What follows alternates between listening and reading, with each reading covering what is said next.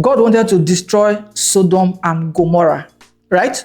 And God said to Lot and his family, do not look back. If not, you turn to a pillar of salt. Lot's wife looked back and turned to a pillar of salt, right? That Sodom and Gomorrah that God told Lot not to look back. Abraham, the Bible records, was looking at Sodom and Gomorrah. Abraham was looking at the Sodom and Gomorrah that God was instructing Lot not to look back. Abraham was looking at it like this. He was getting burnt. That instruction was not given to Abraham. Okay, let's move further. God was talking to Abraham and Sarah. Then Sarah laughed. And God said, why are you laughing, or why did you laugh? And Sarah told God, I did not laugh. What?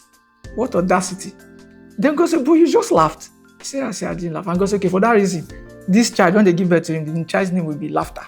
I said that to say this. God did not kiss Sarah. You will die now. Die.